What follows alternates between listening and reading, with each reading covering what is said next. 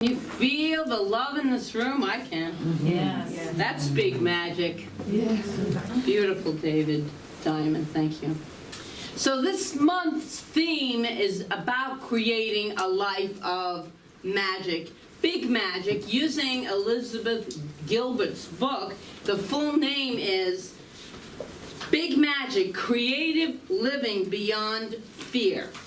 So to explore the attitudes, approaches, and habits needed to uncover hidden treasures, face our fears, and trust the universe. Wow. Uncover our hidden treasures, facing our fears and moving through them, and trusting the universe. It's all there. All of that leads to living a most creative life, magical life, that is really living the life that the divine has created us to live. When we are in alignment with the love of the divine, we feel that. We feel that. We call it magic, we can call it anything we want, but it is ultimate truth. Last week we explored having the courage to discover the hidden treasures within us and uncover a very few important points that lay the foundation for the rest of this month. First, we defined creative living as a life that is driven more strongly by curiosity than by fear. B, a life in which you bring forth from you that which brings you joy and fulfillment. And that in turn blesses the entire world. It blesses the whole planet. Second, we said that every one of us, no exceptions to this one, there are no exceptions, every one of us has within us a hidden treasure that when we uncover it will bring forth that which brings us joy and fulfillment. When we are stagnant, when we have it blocked, then we feel unsatisfied. We don't feel the joy, and we wonder why. It is because we have not allowed the gifts that we have been given, everybody has been given, to come forth and express. And third, what holds us back from discovering these hidden treasures and living a life of joy and blessing to the world is our fear, which according to Elizabeth Gilbert is boring. Fear is boring. Are you so over fear? I am like so over fear. It does rear its head every once in a while, but I'm like so over it. So she writes this, right? It's like, oh, right, enough. She writes this. I love her writing. Our fear never changes, never delights, never offers a surprise twist or an unexpected ending. Fear is a song with one note, only one, actually repeated at full volume on the endless loop. And so she says, stop. We are all equipped with the same basic fear package. There is nothing interesting or compelling or original about it. We're all hardwired for this fear. It's boring, though, she says. And she posed this question, which I brought up last Sunday, that I really like this. Do we want to build our lives around the most boring instinct we have? No. Do we do that sometimes? Yes. What? Think about that. It's so boring. Not only is it boring, it's counterproductive. You cannot do anything that is positive, that is uplifting when you are in a state of fear. It's counterproductive. So let us move into some enchantment in our lives. Now, wouldn't it be great? I love this word, enchantment. To build our lives around enchantment? Yes. I think so. So the word enchantment is defined as this: the quality that attracts and holds our attention. A magic spell. Enchantment. I think about fairy tales when I hear the word enchantment, and it's always like a princess or something really uplifting and light and beautiful. That's what we want to build our lives around. So today we explore the magic spell that occurs when we let ourselves be enchanted by inspiration. Inspiration. Here is how inspiration functions according to Gilbert. And it's a fascinating twist. Her book is like so great. She writes this, think about ideas as energetic life forms floating around in the ethers. Think of them as one aspect of the creativity of Source. So I say, remember that the universe thinks in ideas, and the universal currency is ideas. It is how the divine energy functions.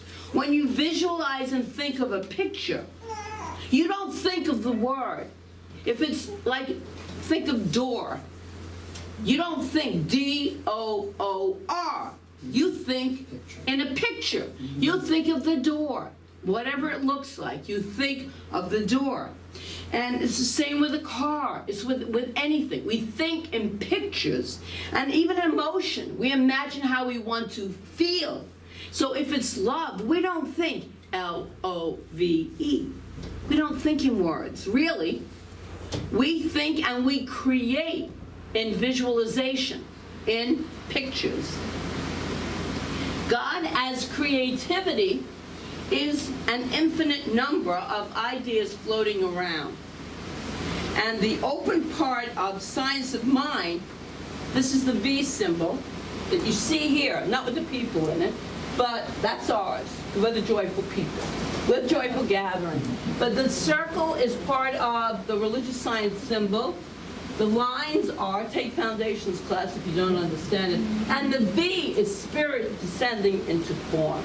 So it's that V part that represents the open part of science. So at this point, the ideas have no material body at that point.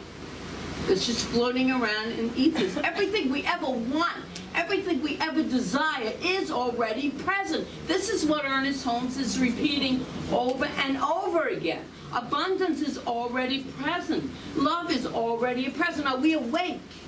Are we awake when those forms come into our lives? When the inspiration hits us? Are we awake, or are we just pushing it away? Subconsciously a lot. Consciously also, but subconsciously. The trick for many of these formless ideas that are floating all over the place is that the only way they can be made manifest in our world is through the collaboration of the human form. Therefore, ideas you think about it, ideas are just floating around. But we have to be in the vibration to accept, open, and attract that idea into our lives. It's a really interesting concept. What an idea thinks, when an idea thinks it has found somebody who might be able to bring it into the world, say one of us, it will pay us a visit. It will try to get our attention. You ever notice that when you're being nudged by something and it's either comfortable or not comfortable, whatever it is, you're being nudged.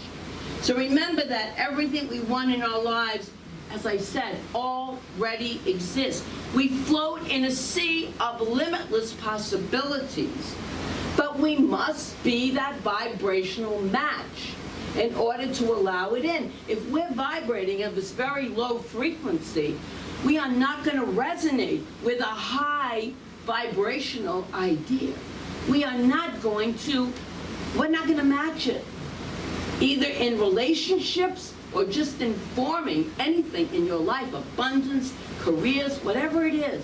We are not going to truly align with it. Therefore, we miss it, and it's already present.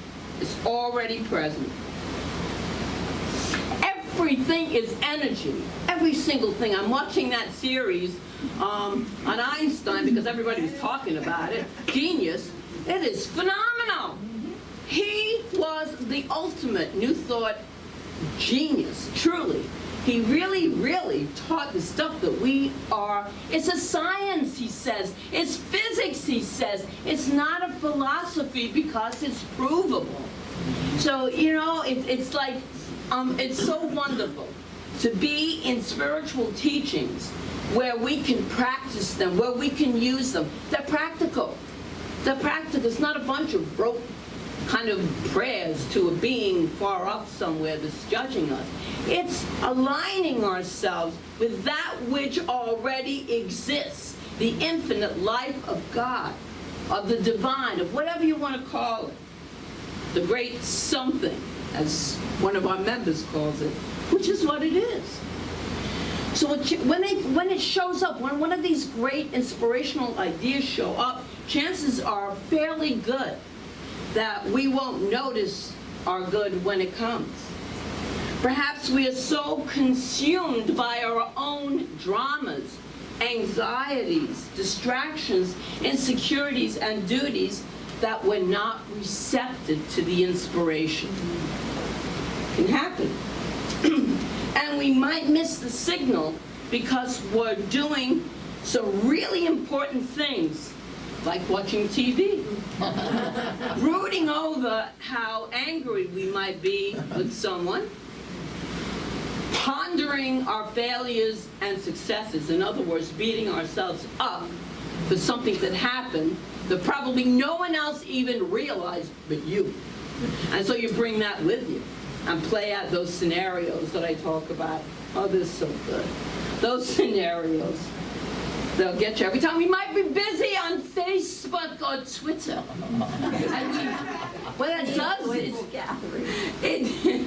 a joyful gathering. Yeah. What that does, though, is it drains our brain power. It drains our inspiration. Truly, it occupies space in our heads. In other words. So you have to have this clarity, this openness for these ideas to come through as inspiration.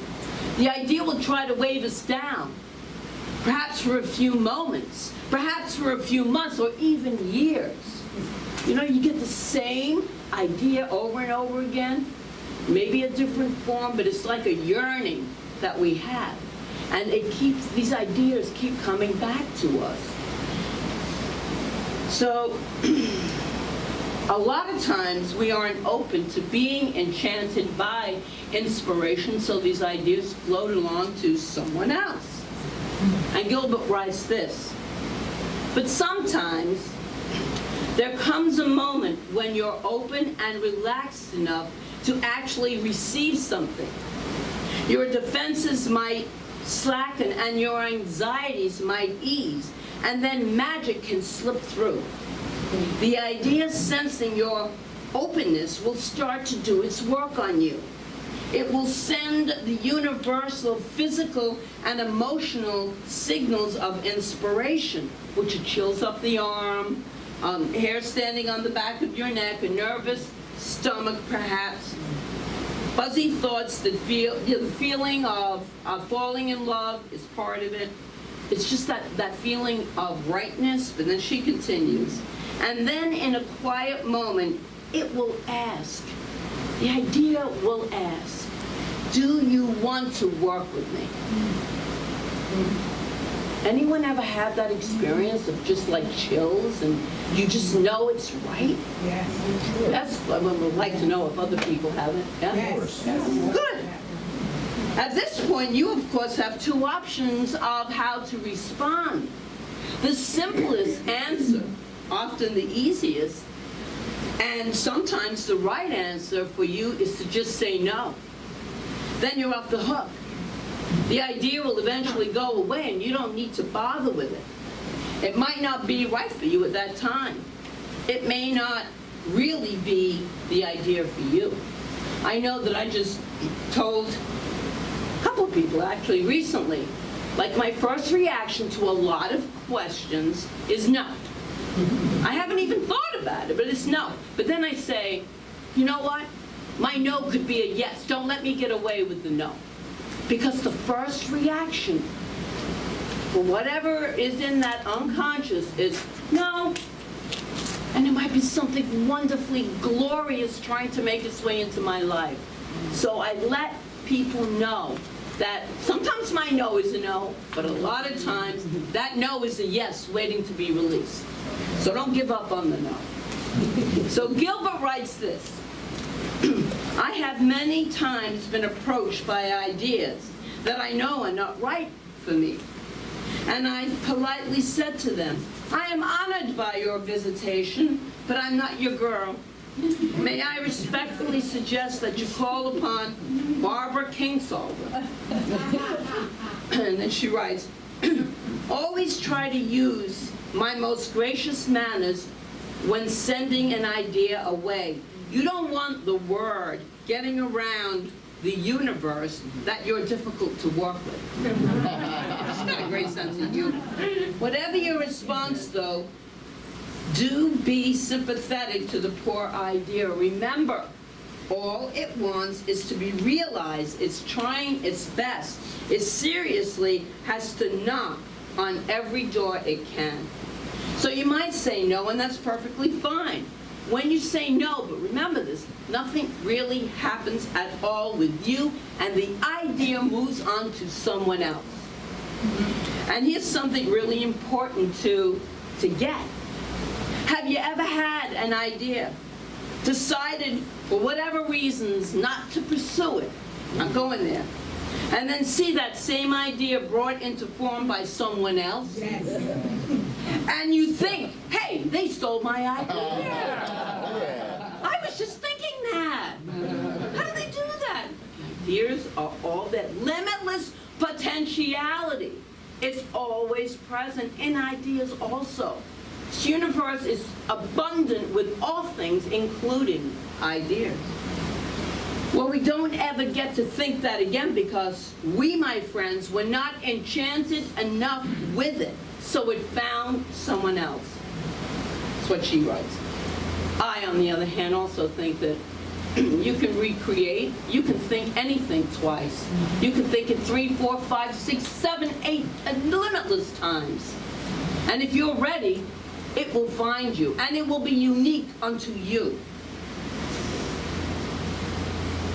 No blame and no guilt about not following that idea, though. It's just complete personal responsibility, which is an important aspect of living our New Thought teachings. It really is. We are responsible for our actions, for our emotions, for our thoughts, for our words. No one else can be responsible. So this teaching is also practical in that it does put, this is the empowerment part, good or bad, it puts the responsibility back on us. No one else, only us. So from Creative Mind and Success by Ernest Holmes, he writes this. We are created as individuals, and as such, we have the power of choice. What we need to do is to select what we feel to be right and know that the universe will never deny us anything. We choose, and mind creates. We choose, and mind, divine mind, creates. We should endeavor to choose that which will express always a greater life. We have the choice to say yes or to no and let the idea go somewhere else. We have that choice. We are always at choice. Then again, sometimes inspiration that will express that greater life lands on us, and we receive the universal physical and emotional signals, the hair on the arms and the chills and all of that stuff, the nervous stomach, and we might say, yes, for me. I have to know, for me personally, I have to know that it feels right. My physicality lets me know. And the more in touch we get with our physical selves, that being that we are, these earth suits, they give off messages because every cell has an intelligence. And when we learn to listen to that intelligence, then we make the decision that feels right. It might not be comfortable, but it feels right. That's how we make our decisions. Not listening to just the mind, which lots of times will sabotage all of our great ideas. Sabotage our thinking, our lives, and we make choices and then sabotage them. Most of the time, not even conscious of that. So it's really, really key to get in touch with that. What are we thinking when we make those decisions as well? And to know when it is a divine idea and when the ego decides it's going to give us every reason why we shouldn't do it. Because it will. Because fear is there. Fear isn't in divinity. It's not in our divine selves, which we all are. It's in the thoughts.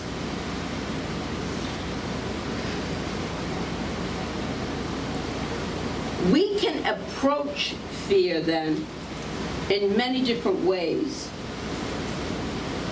Sometimes fear gives us the message of, I can't do this. I'm not worthy enough to do this. Someone else greater than me will do this. Will it work?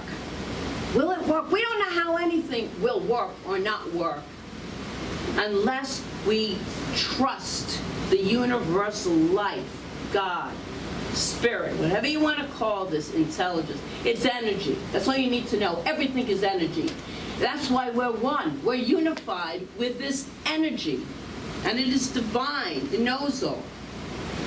All of those ideas that we explored last week about fear, and all of these sabotaging ideas that we come up with. Once again, we can be stopped and not receive that particular idea formed through us, as us. We just turn it away. We turn it off because it's safer, because we don't have to do anything new. We don't have to change. So we stay stagnant. That is not our divinity. The divine energy is always in motion. It is always flowing. Always. And that is our inherent truth. Because we are divine energy beings. We are energy beings. Here's some more great words from Ernest Holmes. When we feel that we do have the right leading, when that something inside us tells us that we are led, then no matter what it appears like, we must follow it. Something beyond our intelligence is doing the thing through us, and we must do nothing to contradict it, he writes. Great men, and I'll say women, are the ones who get a vision and then go to work to make it come true, never looking to one side. I love this. But with one pointedness, focus, complete focus, and calm determination. Stick to the thing, he said, until it is accomplished.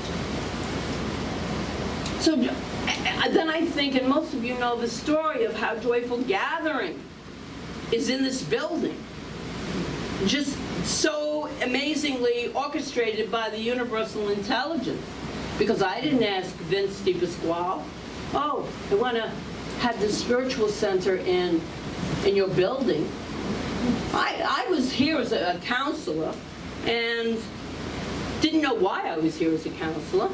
But because I was following this calling inside of me, all right, I'll do this. And then I was meeting Vince for lunch. I mean, if you know Vince, it was pizza. So he took me to some pizza joint for lunch. And I was telling him this wasn't working for me. You know, that I really just wasn't working. I didn't tell him, though, because I didn't get a chance. Because Vince says to me, well, because I was doing this once a month on Fridays in a little church in Berlin. And he said, well, you're doing this spiritual center. Why don't you bring it here on Sundays? So I got to think about it, Vince. That's about as long as it took. All right. Sounds like a great idea, and we've been here 7 years. Yay. We've been here 7 years.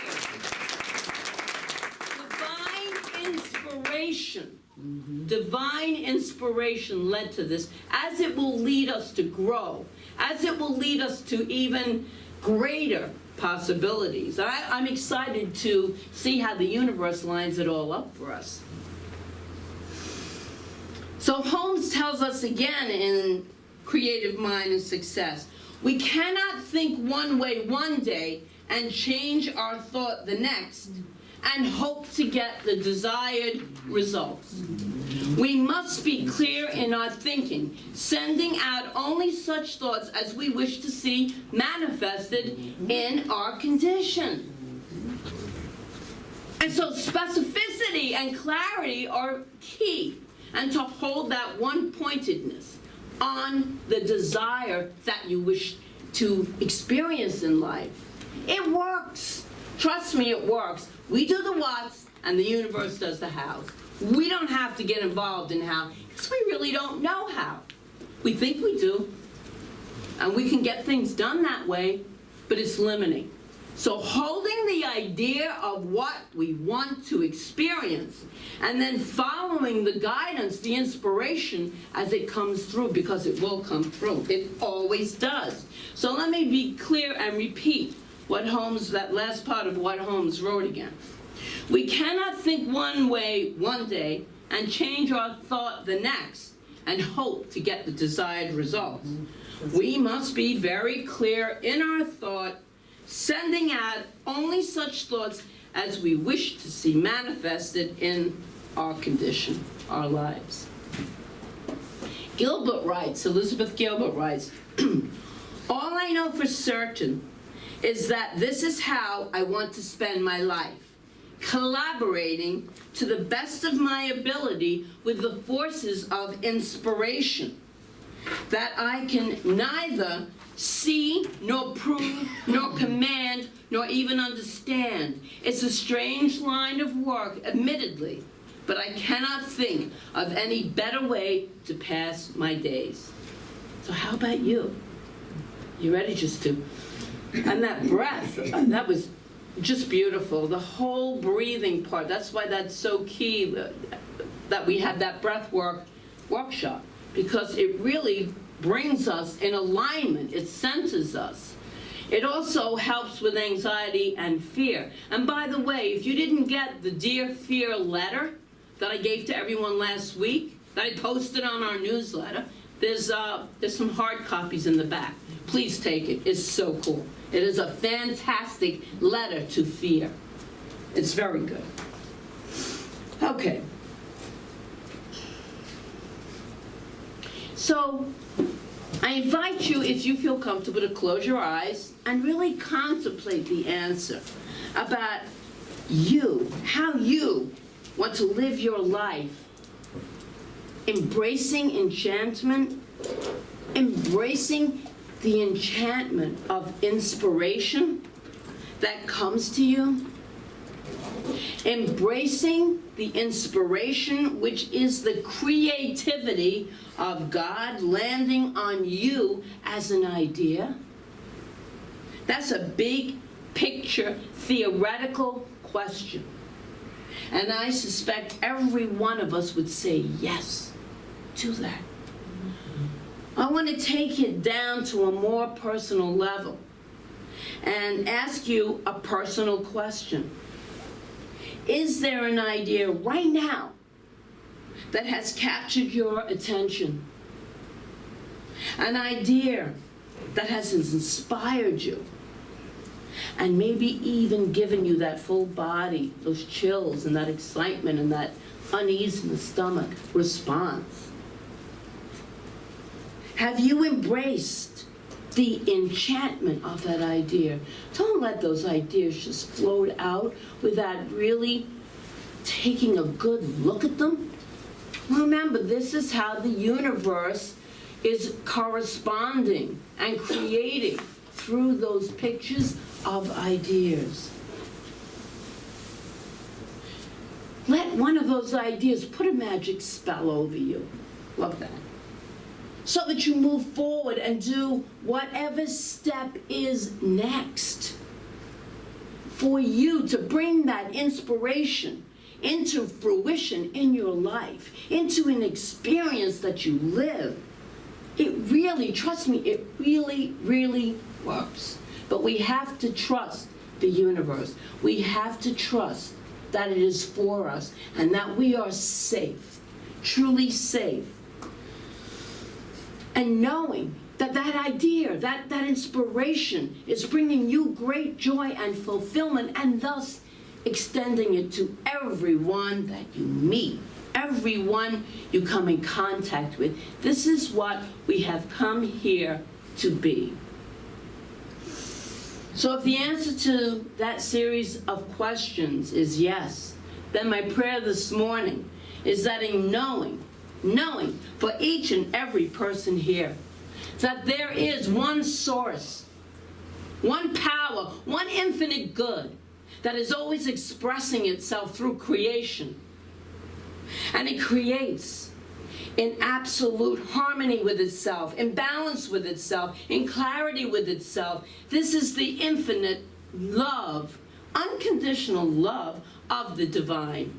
And it is what each and every person here has been created out of. And the inspiration is simply the communication of divine mind speaking through us, as us, to us.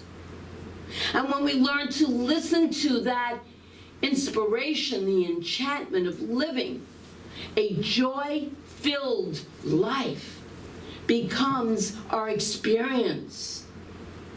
And so I know that this supreme intelligence is working and operating through each and every one, all of the time. And we open our minds, we open our hearts, we open our soul field to the infinite potential that is always available to us.